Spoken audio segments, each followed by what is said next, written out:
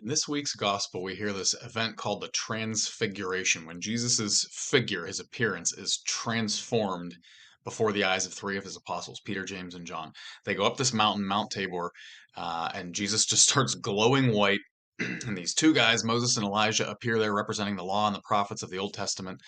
And as Peter's so overcome by this moment that he's like, Lord, we should build some tents and stay here forever. And as he's talking, the voice of God the Father comes out of the heaven, cuts him off, and is like, "This is my beloved Son with whom I'm well pleased. Listen to him."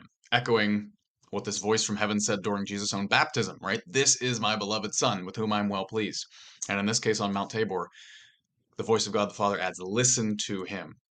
And there's our message for this Lenten season. Through our prayer, through our fasting, through our almsgiving, through these Lenten penances, are we listening to him better?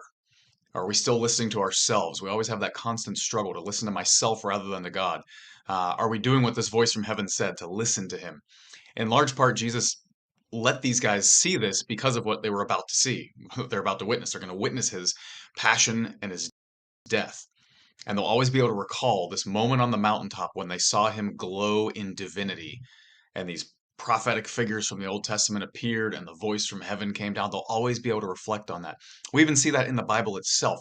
At the beginning of the second letter of Peter, he reflects back on, we didn't come up with cleverly devised myths when we told you about Jesus. We're telling you what we saw. And he reflects on this moment when they heard the voice from heaven say, "This is my beloved Son with whom I'm well pleased."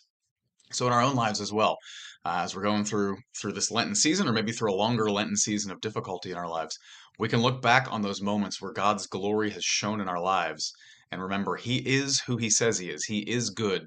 Jesus is the beloved Son of the Father, and we should listen to Him and follow Him even through difficulty, because Easter Sunday and the glory of the Transfiguration